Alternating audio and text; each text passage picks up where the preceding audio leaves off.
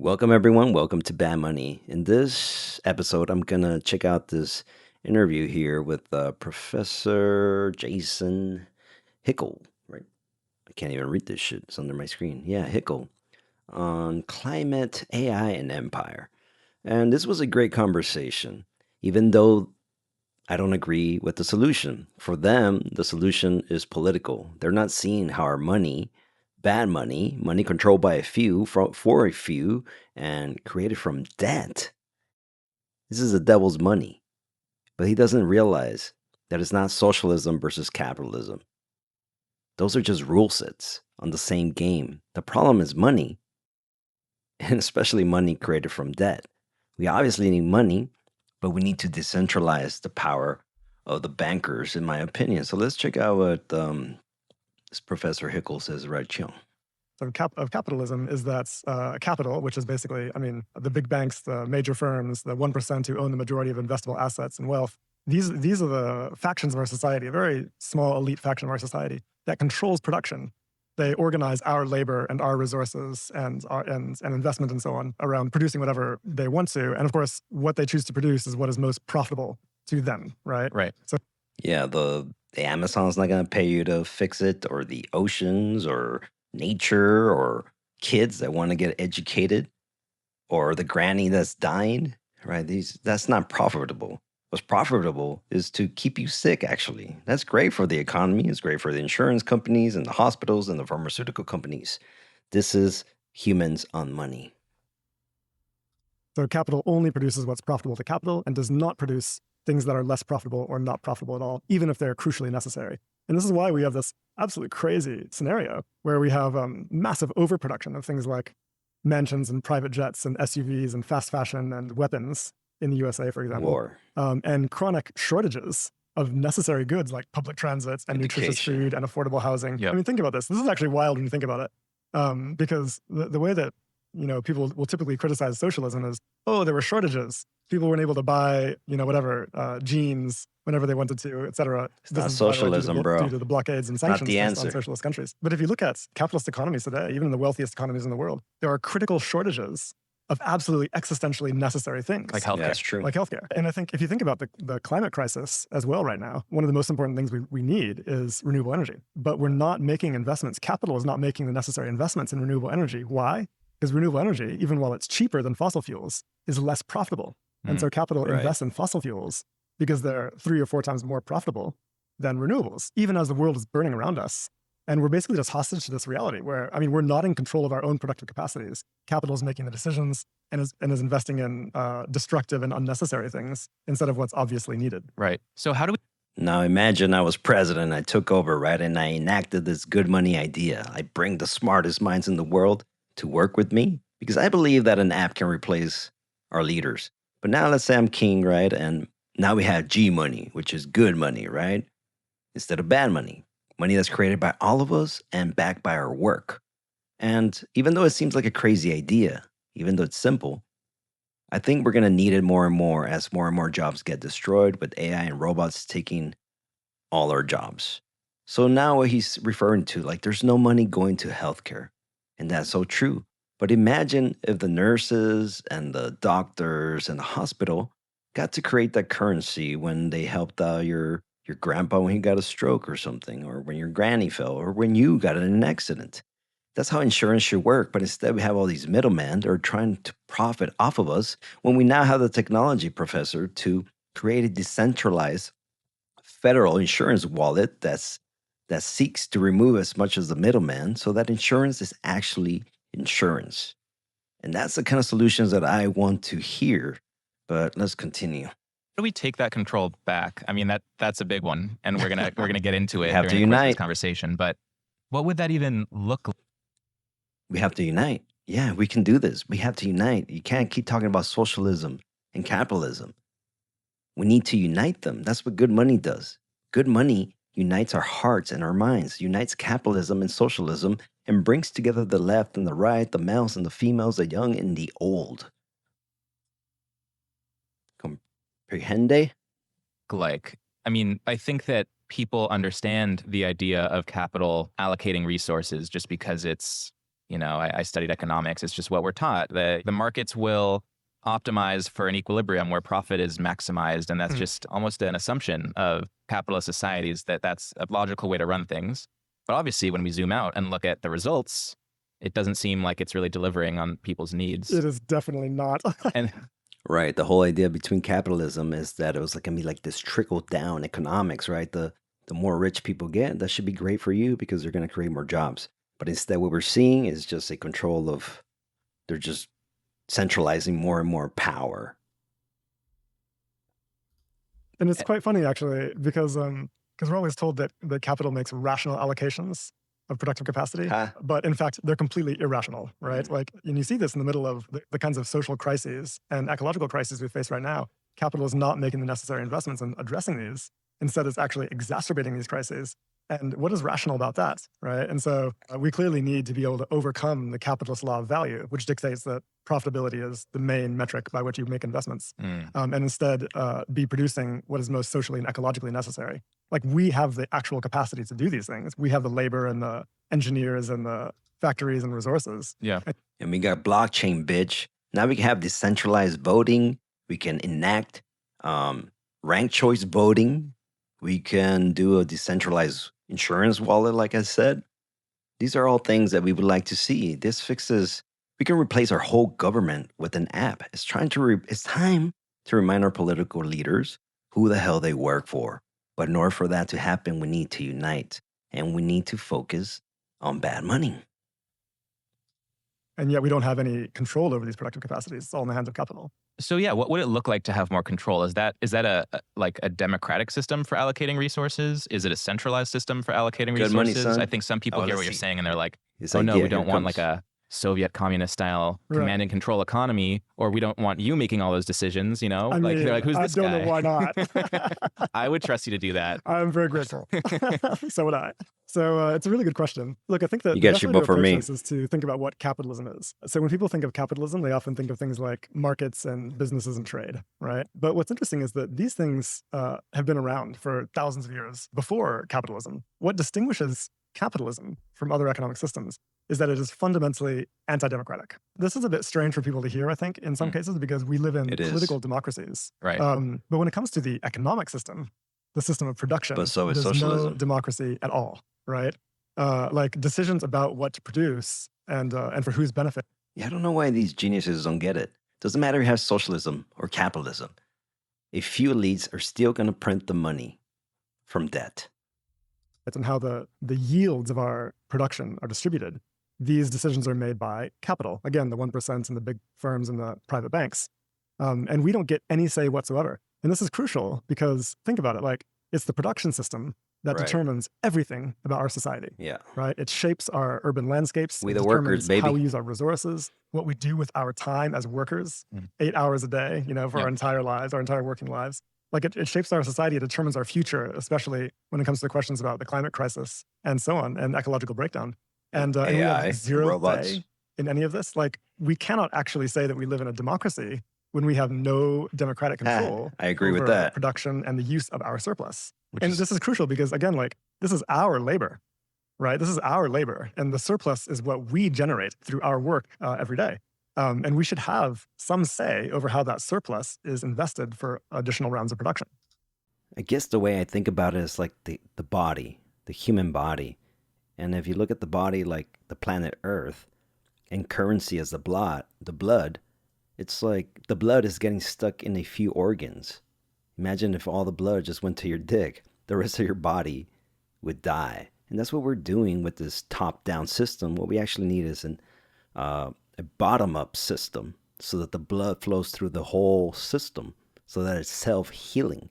But instead, we gave all that control to a few elites, or they actually just took it if you look at our history, as you'll see in some other of my and would that look videos. like voting on how investments get made, or on what parts of the economy are grown and focused on by different corporations? I'm just trying to imagine like how that would work. Maybe it's my limited American brain, just USA trained brain, struggling to understand how this could work, but I think it would be helpful to paint the picture for folks of like how that could look Yeah, in let's talk terms of the about it. decision-making process. Totally. I think there's several elements here.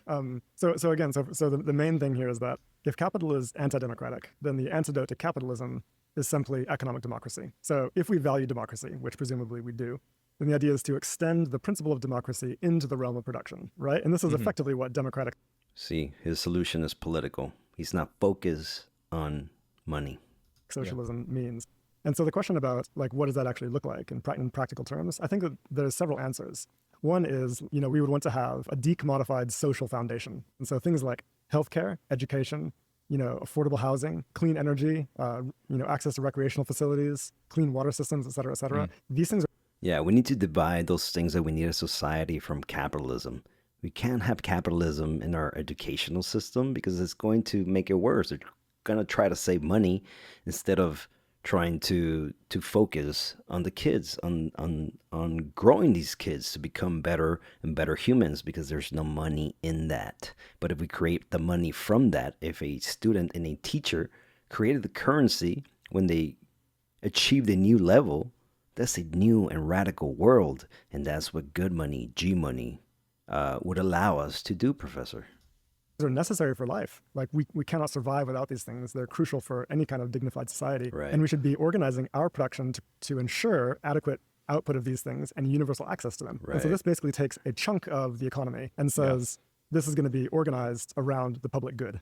That's one part. The second pillar, I think, would be a public finance mechanism, right? Public And finance so instead mechanism. of giving capital all the control over directing finance and therefore directing our labor and our production, we have a public finance mechanism that can make investments towards democratically ratified objectives. So if people are voting for, let's do some climate mitigation, let's do some, ecological regeneration, or let's build All more right, affordable that's housing, more in line with the good public money. finance mechanism can make those necessary investments and achieve these objectives very Right. quickly Got it. without waiting around for capital to do them. How And do then we the do final that? piece I would say is democracy in the workplace, right? So if you can imagine a democratic All right, I like what he said right there. That's exactly what good money. It's a way where we, the community, vote on where we want the money to come from. I don't think he has connected that little piece, though. I think he's still thinking that we have to be inside this banking system of money created by a few for a few from debt.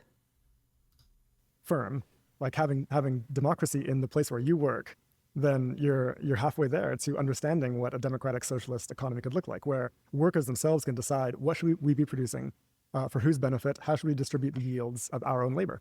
One of the examples you just mentioned was public investments into climate mitigation and solving the climate crisis. A lot of people who believe deeply in the power of capitalism and quote unquote free markets to solve big social problems like this would say that someone's going to find a profitable way to solve climate change. And so we don't need the government to do anything. They should stay out of it because someone's going to find a way to build a business that makes a product or a service that solves it through the means of, a more traditional capitalist model. I would argue we haven't seen that yet, so it might be time to stop waiting, given that global temperatures are consistently rising, biodiversity's falling precipitously, and we're running out of time. What would you say to people who trust capitalism to solve climate change?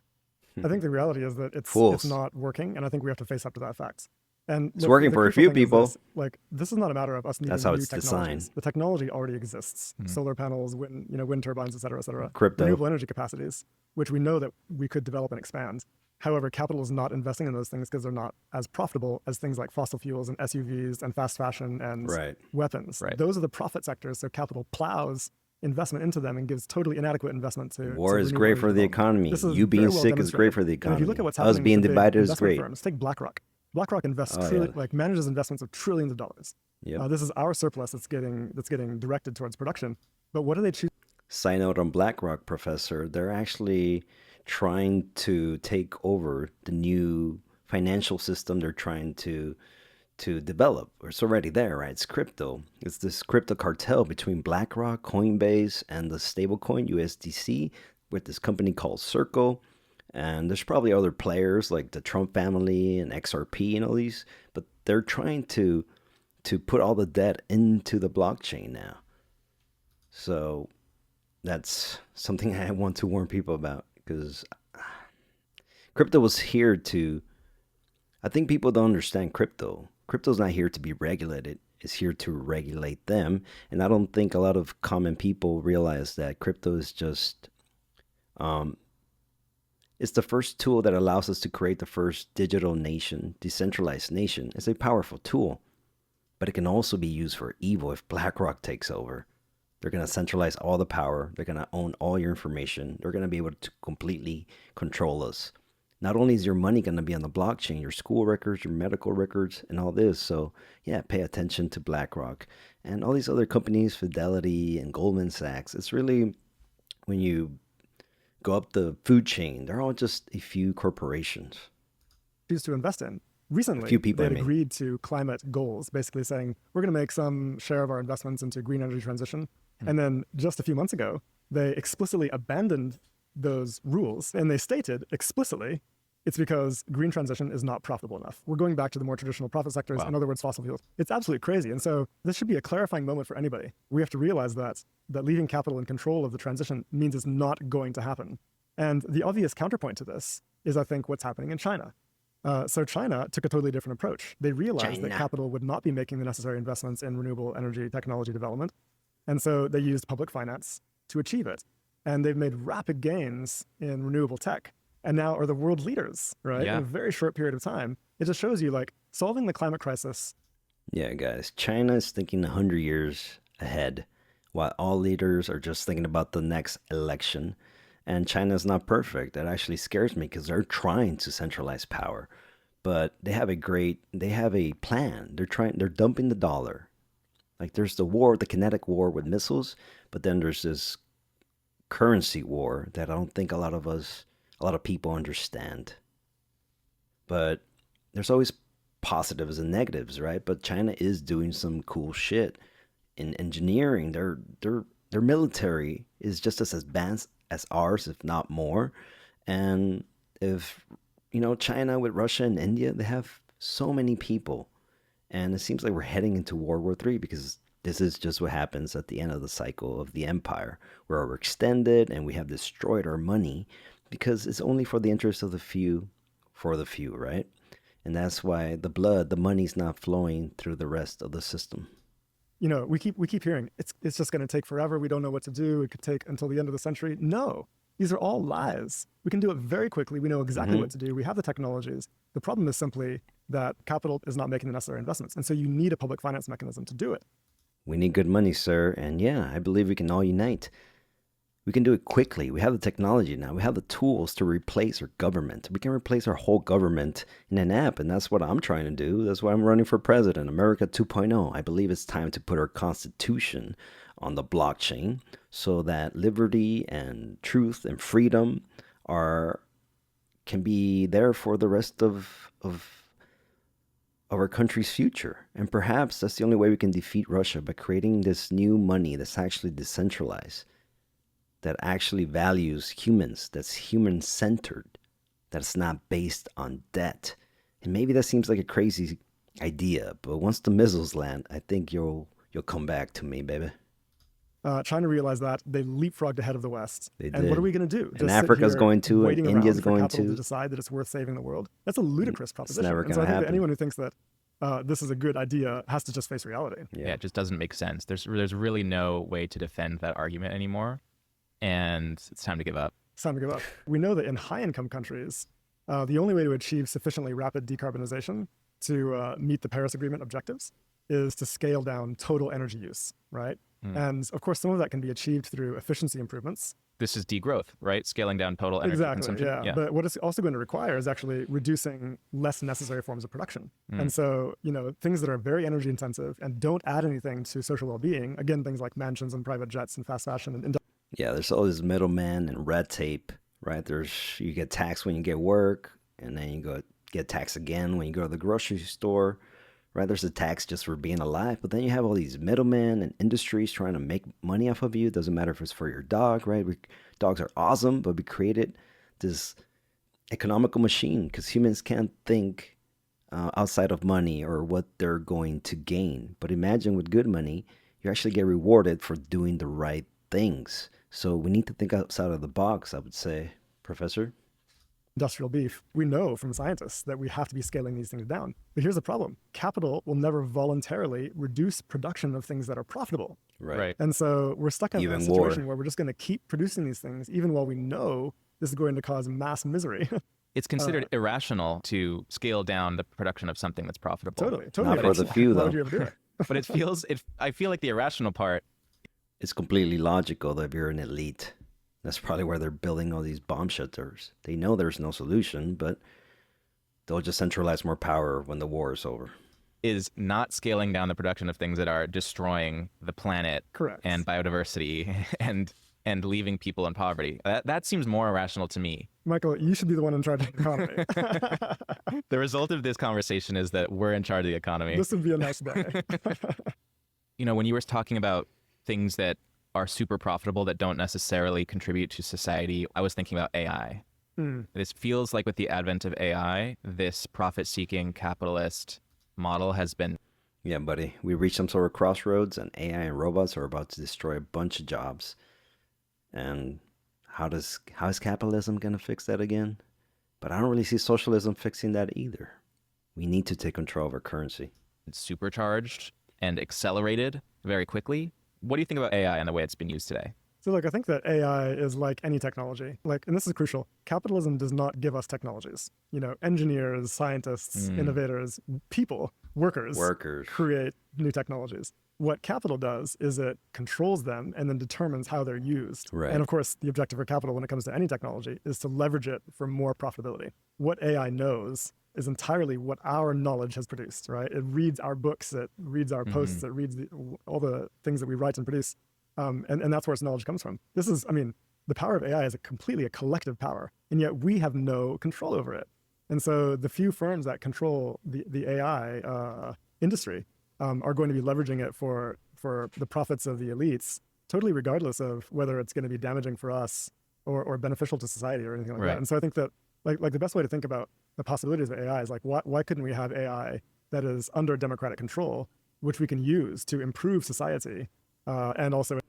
Right. We have these technologies, but we don't use them in the right way, like social media. Imagine if you just got smarter for scrolling on social media, right? Like China does these weird things, like they have time limits for kids.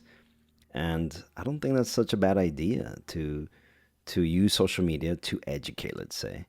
But that's not going to be profitable. To ensure that we all benefit from this tool that actually has been trained on our knowledge in the first place, right? This is a much more reasonable approach to any kind of technology. Yeah, and we're going to use AI for the worst. And if we continue this route, down this road, so will we use crypto.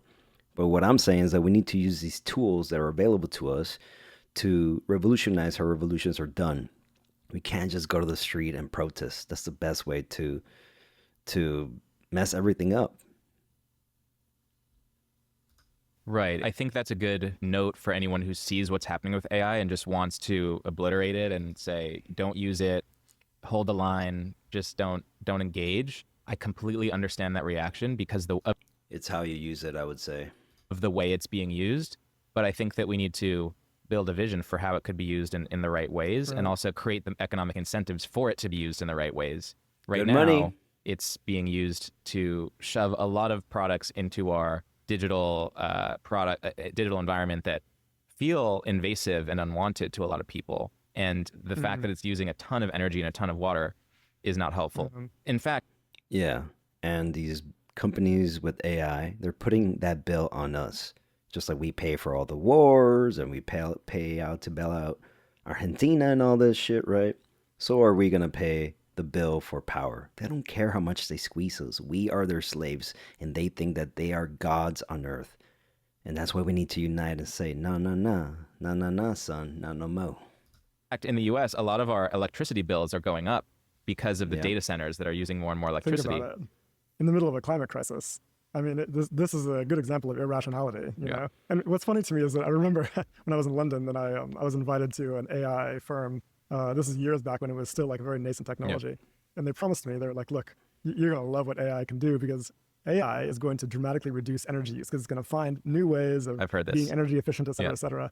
And I was like, I was thinking to myself, and I think he even said it to the guy, I guarantee you that's not going to happen because like with all capitalist technologies, like the idea is going to eventually be to maximize growth and output.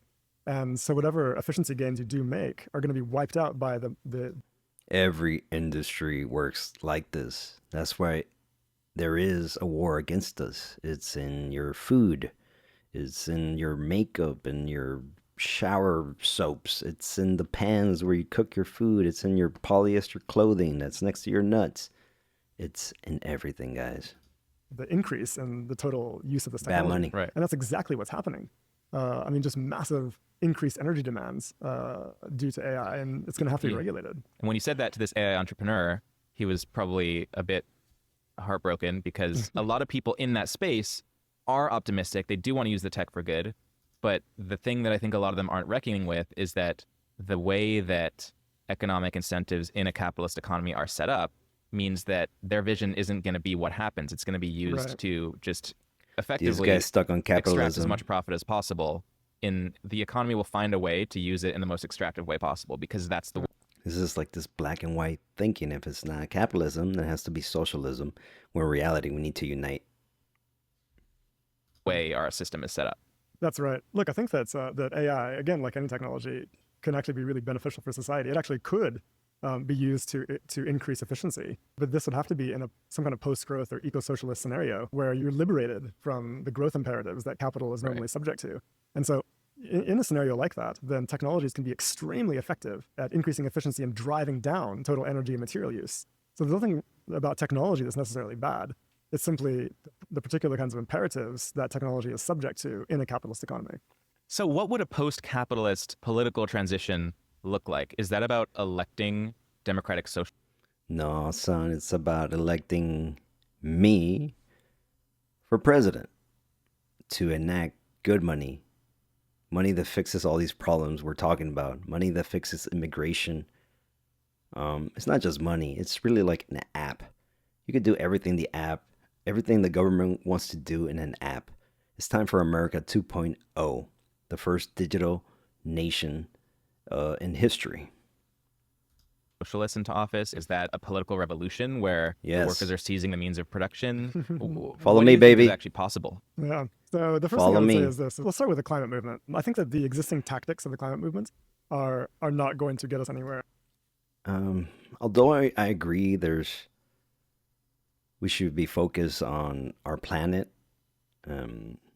pollution, how we're destroying rivers and oceans and the species all around our world.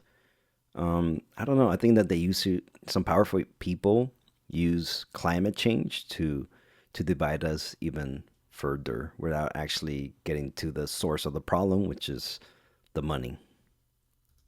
In the future. I think which is basically protest, right? Like mass mobilization for protest. I think that they've been extremely effective at bringing people onto the streets and building a new kind of public discourse and public will. But the reality is, I think that it's clear now to everyone that they lack the political power to actually achieve the kind of transformation that is necessary, right? And so the reality is simply that protest is not enough. What's going to be The whole political system is rigged from the beginning to end. required, I think, fairly clearly, is building some kind of political machine, some kind of party mechanism. And I don't mean like A parallel system, an app, the first digital nation. Yeah. a liberal bourgeois style party. I mean a party in the more traditional sense of a mass-based organization with roots in working class communities that can win an election and achieve power and implement the necessary changes. And this is going No one's coming to save us from ourselves, sir. We need to fix the money. to be, right? This is going to be a real political struggle because obviously there are certain factions of our society that benefit tremendously from the status quo of. Exactly, guys. We can't fix what needs to be fixed within the system itself. The solutions that we seek are actually outside of the system. And that's why we need to build this parallel system, this parallel government, so that when ours goes to shit, we can just jump over. So that's why I think it's important to have this conversation now before, hopefully for World War III, but it feels like that's just around the corner. World economy. And so it would be a process of building enough power to overcome those factions and make the necessary changes that we need. And I think that as people who want to see a progressive transformation, we have to be strategizing now. What does winning look like? Yep. Like we have to go beyond simply critique and build the kind of organizations and the kind of power that can actually win. I think that's this is an urgent objective. And for people to say that, like, you know, we don't have enough time to do this kind of political transformation in order to deal with climate change and other social crises, my argument is this is our only option. Because if we fail to do that, then we will definitely not be able to address climate change or social deprivation, et cetera. It's just not going to happen. Right. We can see that very clearly. And we should get on board with doing this necessary organizing work now, sooner rather than later. I think Right. a lot of people, when they hear that, are going to think, you know, working within the political system is just, it's not going to work. There's too, especially in the US, there's too much money in politics. But I agree with you. There's really no other way to do it.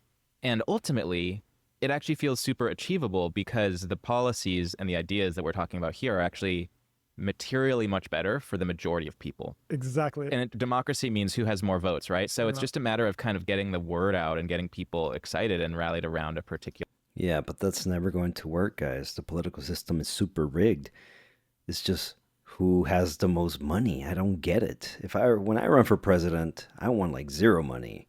That's what I wanted, but I know we're gonna probably need some money. So the best next thing to do would be to have a wallet that my community controls, where my donations go to, and my community gets to decide where it should go. That's the only way we can win this political battle, I would say. But we're also gonna have to look beyond it. And I think that our founding fathers said there should be a revolution. It's in the American spirit, and I think it's time for an update. I think it's time for America 2.0 and to go back to the basics. What did the founding fathers actually, what did they want for our country? Because it seems like all of it has been completely stripped away from us um, slowly throughout history. It's just every law they pass. Every year there's new laws for us, but nothing for them, you know? Movement. So I think you're completely right in your analysis that these ideas can be popular. We know this for a fact. Like if you look at survey data, we can see that the core policies that we propose for eco-socialist transformation are extremely popular. Like the public job guarantee, for example. I mean, this Universal healthcare as well. universal healthcare, universal public services more broadly. I mean, climate action. These things pull extremely. You can't do these things though in the current monetary system. It's just you're just gonna print more money for these things, and it's going to eventually crash, even if it's for the right things. Well. The job guarantee itself, which is a totally transformative policy proposal, pulls at like 80%. I mean, there's almost no policy of any kind that pulls as well as that, and yet we're not seeing any political parties advance these ideas, and that's why nothing like this happens. But I think that this can form the basis for a very popular political movement that can actually win elections. The possible political momentum is there. I would say that the lessons we need to learn from, for example, the Bernie campaign and the Corbyn campaign in the UK, like one of the main lessons here. Boring. So yeah, I don't know. I think we see what he means. He's tuned into the problem, but yeah, he doesn't see it. And neither do all the smartest people in the world. Somehow I figure this shit out. And if I'm wrong, I want to hear how I'm wrong. I'm here to listen. If you have better ideas, and I would like to hear them, right? I've heard of all these ideas in the past, like the Venus Project, or I don't know, there's all these movements, right? But I really believe that it's the money, and I feel like good money fixes so much things. It reunites our hearts and our minds. It unites capitalism and socialism, because you're creating the currency from the social things that we want, yet you give the people the freedom, the liberty to pursue their happiness and to still play capitalism with the currency. It's just that the currency is going to the right places and it's growing at the pace of society. And that's not what we're doing right now. Right now, it's like we have a cancer. Anyways, I hope some of this made some sense. And I would love to talk to this Professor Hickel. I would love to have a conversation with you to talk about my idea and how I think it could help you revision what you're saying. Anyways, I think I'm out of words. I hope you guys enjoyed. Follow me, and this is Bad Money. Peace.